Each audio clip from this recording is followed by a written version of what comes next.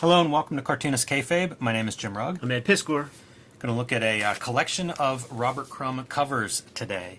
Before we do that, I want to remind everybody that we are working cartoonists, and the best way to support Cartoonist Kayfabe is to buy our books. Ed Piscor's Red Room, The Antisocial Network, and Trigger Warnings collects the first 8 issues of Red Room. These are all self-contained stories, and these books are self-contained. So whichever one you come in contact with first, perfect place to start your collection. My latest books, Street Angel Deadliest Girl Alive, is back in print from Image Comics, so if you missed out on that first run, no excuses now. And The Plain Janes, about a bunch of high school kind of outsider artists disrupting the status quo in their quiet little suburb. Pick that one up wherever you pick up graphic novels and comics. But we are here to look at the Cornelius published collection of the complete Crumb comic covers. I admire Crumb's drawing to no end. I'm not sure there's a better, just pure drawer working in comics, and the covers really show that off. So this came across my social media feed at some point, and recently. This is a new edition, a new book, so that means you can still find it. It's still in print, and I had to scoop it up. Yeah, like, I guess, they gotta call it something, but, like, even that front cover is a sketchbook page that shows Crumb holding up Zap 1. So there's a lot to this complete package. Yeah, unfortunately, the text is all in French, so I can't offer context to that, but my suspicion is that it's very comprehensive. Like, I think you're getting a lot of foreign editions in here, and that some of them are put together from sketchbooks. I love it. Off the bat, man, when you watch the Crumb documentary, or you get those first, 3-4 volumes of the complete Crumb comics, this is how you know that it's not the complete Crumb comics. Like, these should have been included in there. I want all of these fully reprinted. It's a heartbreaking story. If you listen to the Criterion Collection commentary with Roger Ebert and Terry Zwigoff, Terry said that when Charles, who held on to most of their kid comics, when he passed away, Robert Crumb basically got on a plane immediately and traveled across the country because he wanted to rescue the arcades and these almanacs and stuff that Charles held on to, because he just knew that the mom was going to just throw them away and have no significance, to just trash. And he got there too late and they got trashed, so these probably represent the stuff that survived. Yeah, it's right, the complete Crumb comics that you can find. Yeah, and these pieces would be in sketchbooks. You could keep rocking, man. Oh, dude. Yeah, it's really an astounding collection. Yes. And one that will be probably exhausted by the time we reach the end of. Sure, we saw those were the free weeklies, even before Zap and things. This is the funny shit, because okay, so that's rip-off press. They're not printed in an order that I can tell. Uh-huh. So, maybe, maybe they are, and some of them are reprints is why, some of the dates are different at the bottom, what edition we're seeing. Yeah, see, this is the familiar territory. We would see these in the sketchbook reprints, and just, make note of, the amazing lettering. That's what makes a collection of covers by him so great, is that the drawing, it's not just the image. Yeah. It's the design, it's the lettering, it's all of it. It's full Kurtzman on that one. Playing with different materials, looking like straight up magic marker that just, I thought even crayon maybe. Totally. Yeah, it's wild. If you're just a fan of design, I think this was a book that would be, That's the thing, fantastic. This guy is operating, he's spinning a lot of plates with proficiency. Yeah, if you think of your average comic book artist as sort of an illustrator, it really is he's playing chess while we're all playing checkers. Yeah, for sure. I mean, it's, again, the just the lettering alone, if you're just a fan of hand lettering, this is going to be a collection that you won't get tired of anytime soon. Yeah. There's a cover we might all recognize here. That's goddamn right, man. And I always thought this was cool. So when he went to American Greetings and got introduced to color separations and how that whole game is played, so he had that skill set that he developed in Cleveland, and then he gets his chance to have a comic with a glossy cover, but dude, you're getting 3 colors. We can't splurge for the other one. So it's how do you make those colors work? You hatch and he didn't have Ben Day or something to do the tones and stuff. So do some hatching and you get some value.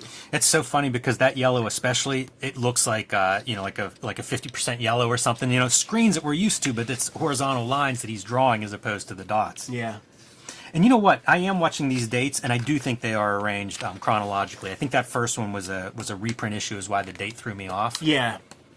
Yeah, and or a later printing of an original. Yeah, there was text and stuff, and like that probably would give you the deal. And I mean, a lot of this stuff, it may be that it's sketchbook stuff. Although we saw that original baby at the biennial at the what you call it, the Carnegie. Yes.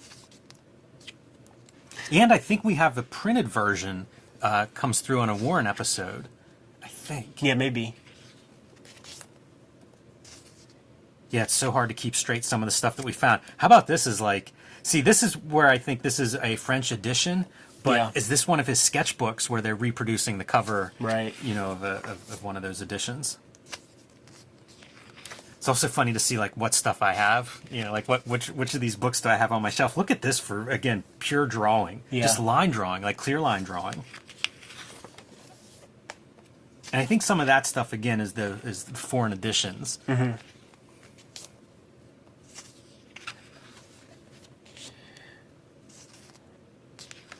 Making use of that 2-color, more sketchbook materials. This is so great because like it was one of the 2-man comics that he did with Charles, and in some of the coffee table books, like the R. Crumb coffee table book over there, you could see the Charles stuff, and then he would go on and do like fully finished versions. Yeah, and Charles there noted underneath too, so you can see the collaboration you're spot on with.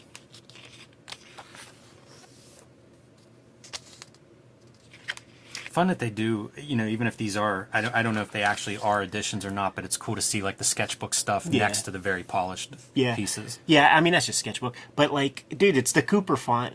But like, what does his archives, what does his morgues files like look like? Does he just have morgue files of just typography? Because it all looks set up. And I've seen, like, I have this like Mr. Natural collection, and there was like some like 1930s book that almost matches the cover design, and like the complete Crumb comics, like the logo with the sort of whole orientation of everything and like the font choices, like that comes from some like weird golden age comic that like, he's deep, dude. Look at that for like same concept but working it out in very different style and sketchbook language. Sketchbook joint, and then the blueprints.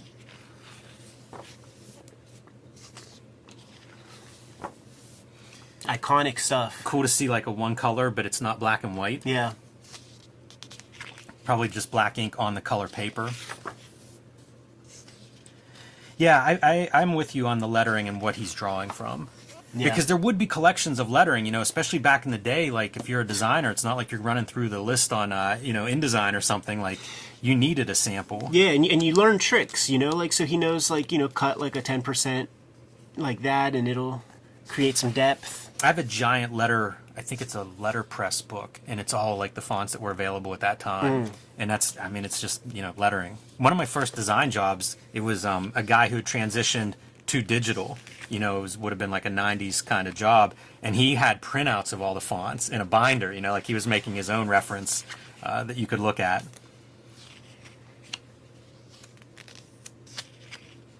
Also range of what he's drawing, I feel like is something that you could take for granted, to go from something like this, which is cartoony in a way, to something like this, which is almost a different style of cartoon. And dude, you can't shrug something like, dude, playing with registration stuff. So it's like because he's cutting his steps, like so he's playing with this kind of thing and like drawing on, some separations to get images like that. Like there's so much technique that is completely invisible to just like some guy who wants to read hippie comics or whatever. Like imagine like the to get that blend of the sky, like that's not trivial. I also wonder when you see this thick line, is he going over that? Like, is he essentially drawing that line with several Or is he cutting the screens? You know, because you see that it's part of his language, that thick line. Yeah. But it's so uniform looking. But I don't know what kind of pen. It's like a bigger rapidograph than I have. Yeah, no, it's he's doubling up. Like this is another one of those ones where like I seen like the reference for this, and it's some little like, old ragtime something or other. Yeah, I think that's a big thing. You know, like we all draw from the stuff that we see, and what he's collecting is different than what I'm collecting. Yeah. Love this lettering. Yeah, man. But love almost all the lettering. Really fun cartooning. And this is another one. This is one of my favorite covers of his, where it just, again, is this... Going cubism. Just a different style. Yeah. With a paste up, even, of his face. Pretty bold idea for a logo. Yeah. He was just so in demand. That's something, too, to make note of, like, as you see these years, and something that I think...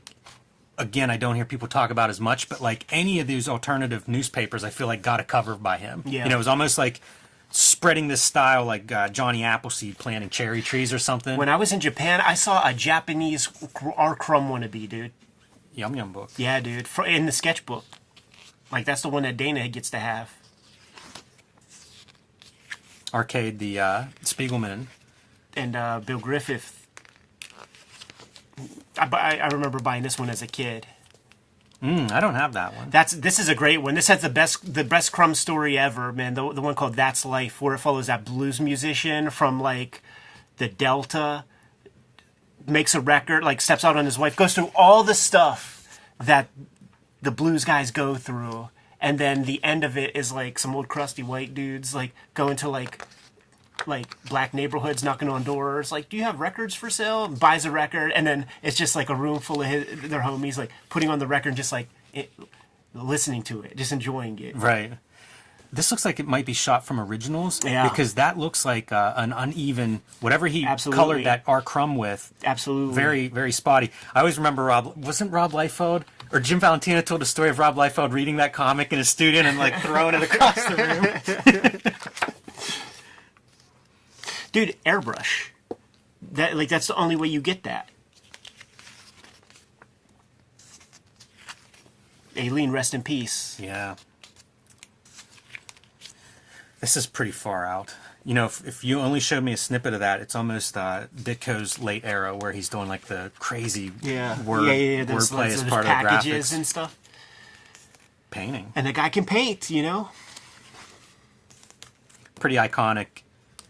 All the American Splendor. Really loose here. Yeah, very bold line. You know, Yeah, dead heavy. line, like you know, using one kind of pen. Yeah, almost feels like drawn at size. He'll be adventurous, and like the Hup period, which will probably be in here. Like, you know, he's first time ever he starts using brush in the 80s, you know, 25 years after he starts doing his thing. Almost like Crap Hound, clip art on the outside. Yeah, totally. You know, he's an early member of the Church of the Subgenius. How beautiful are these? Oh, dude, like this issue of Complete Crumb Comics, like I just would fucking stare at these things, man. Once again, playing around with the separations a little bit more, and those are the thing with the weirdo covers where he's like hatching the tone. So like he's cutting his seps, but then he's like clipping shit out of there. Yeah, for very value. informative. The printing on this is really sharp, and you can see it with like those color, that color plaid pattern. And also an airbrush background. So it's what I'm trying to stress is that it's so much more than drawing. Can like look at this, man. Cut with screens. Even cutting into like a pattern on the tie. Yeah. Yeah. Yeah, Drawing there's- on drawing. Like I'd love to see the production piece for that. I remember Chicago had some big symposium with all the big cartoonists, and he was up there with Gary Panter. And Gary Panter was talking about how much he loved After Registration and is making Crumb nuts. Like do you bet. understand the amount of attention and care that I put into my covers to not have it go off registration? And you want that? You're okay with that? What is this? Yeah, that's a What good is question. that sky made out of? Yeah. Yeah, you don't see the dots? I don't know. I've never seen that piece before. It's very intricate too. Like I would believe that those are cut, But man, that's an intricate pattern if you're Yeah. going to cut that out.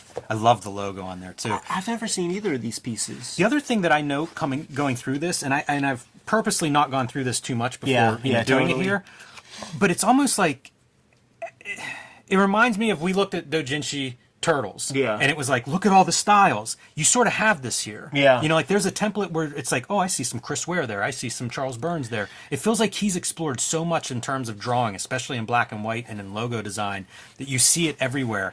And the weirdo covers for me, some of my favorite Crumb are these weirdo covers. Took him 18 years to get that at place where he's able to do like his like full ode to Harvey Kurtzman, like Humbug and shit. Look at Yeah, I mean, that's perfect timing, Ed, because Yeah. I feel like you can see some of it there, but that's nuts. I don't even know what's going on there. Yeah, collage. yeah, just a total collage piece. This is feel like another this one of my favorites. Iconic. Yeah. I always picture this one in black and white, you know, because of the way those lines are going off. Right. This would be another one I'd love to see the original of, because is he drawing this, and he must be drawing that in white. I think so.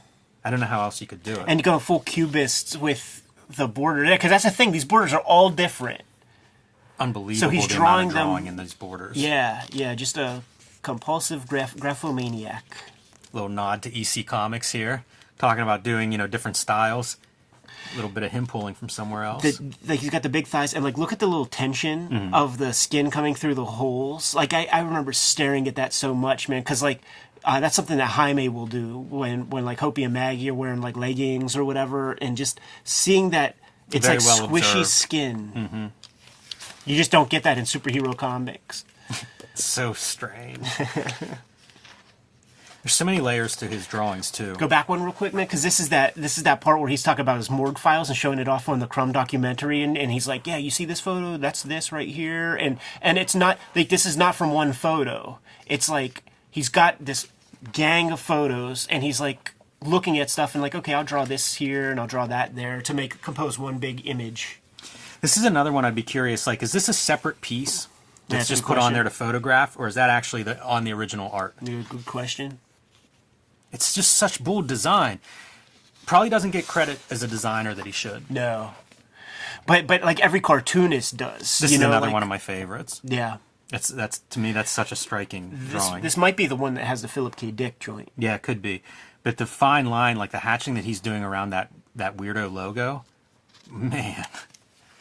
How's he have time to do this many covers, Ed? Yeah. I think this is the Philip K. Dick one. Yeah. This is another one, though, that just love every bit of this concept. More American Splendor with a snot rocket hanging out.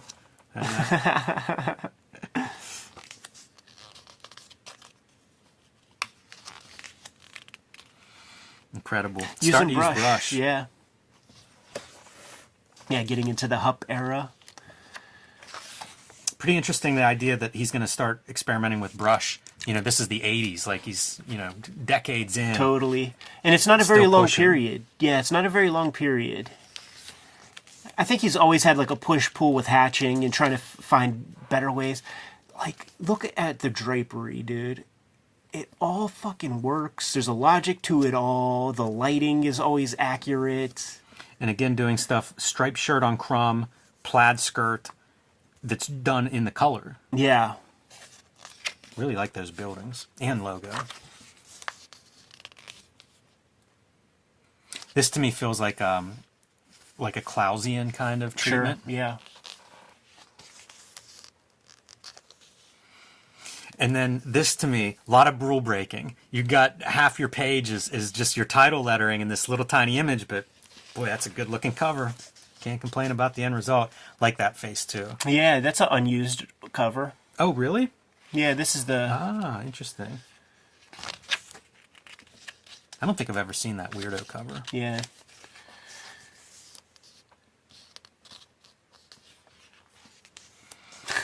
Just That's that another imagination, favorite. man.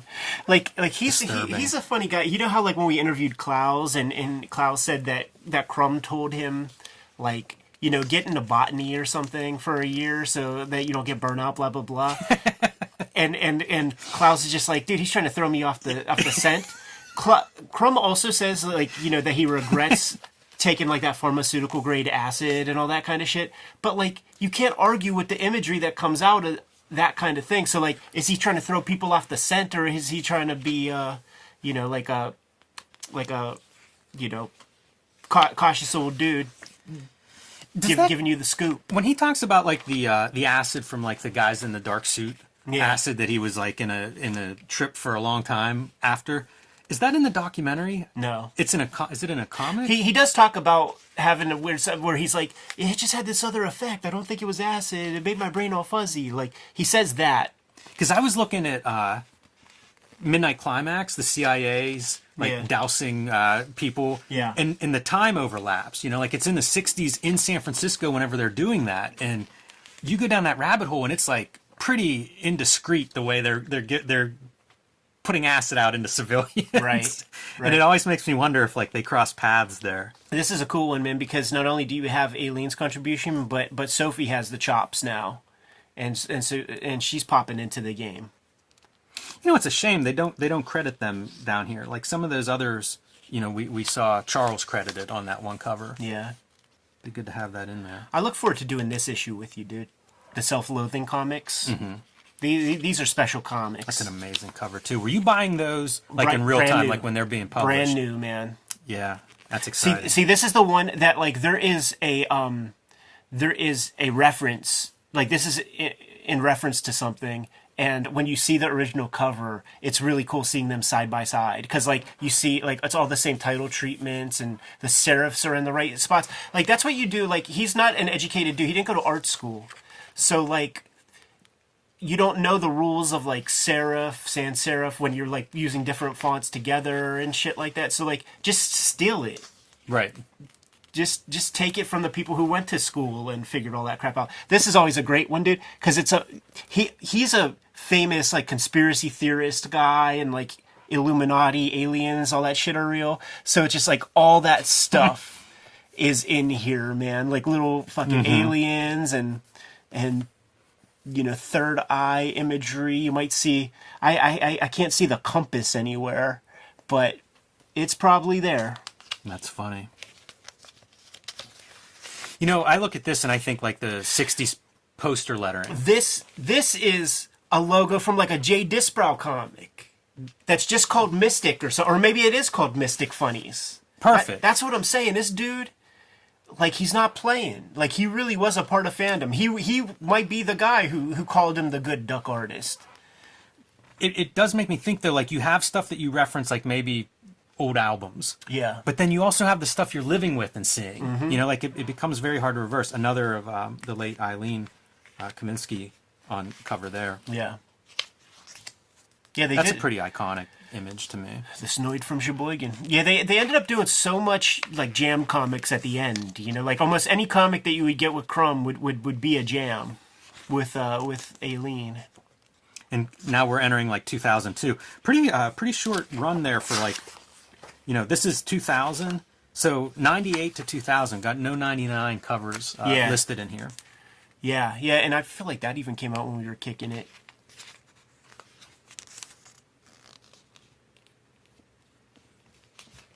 Yeah, it's now 2003. We're getting a few more, but it's very interesting, kind of jumping around from 03 to 05. Oh, that's cool. That's an unused one. I've never seen that before.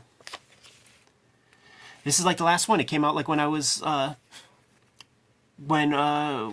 we did our first SPX together. That sounds right. And then this is when I am already hooked up with Harvey P. Carr. Like Valentine or whatever, man. They put out 2 books. They put out this, which is a collection of like that old Doubleday shit, and they put out American Splendor, Our Movie Year. Like these were side caps. Makes sense. Publisher that's coordinating, you know, whenever there's some press. Yeah. Man, I gave this to my aunt who's religious to read. We never discussed it. He plays it straight up. Sure. Though there is that one guy called Shem, and he can't help but draw Shemp. Whoa, is this unused? I don't know, man. There's It says Fantagraphics? Yeah, it says Fantagraphics. Somebody send us that. Send 2 copies, please. P.O. Box 3076. Yeah, I don't remember seeing that one. The other 2 I would always see. Yeah, see, we're getting into shit I don't know about, man. Yeah, 2016 to 2021, so that seems peculiar.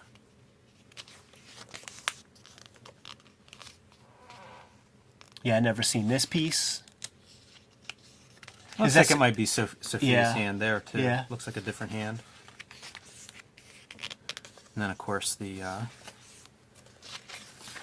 lots of notes. Unfortunately, I can't read those, but... Suffice it to say, it's all the old sketchbook stuff. You could get those Taschen sketchbooks. I got them all, dude. And talk about a time sink. You got to keep them as far away from your drawing table as possible, because you will lose 3 hours if you pull one of those volumes down. For lettering. Yeah. Yeah, absolutely.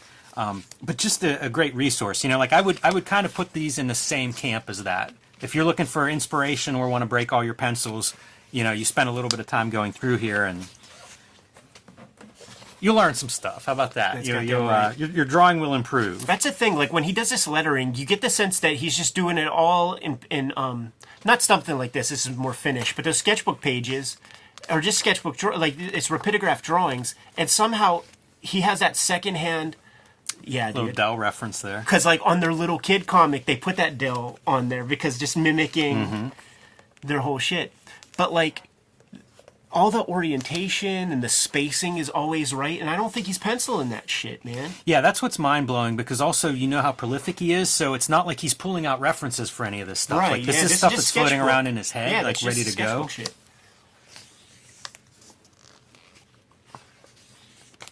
Yeah, the lettering I marvel at. Like that's probably the thing that I'll come back to again and again.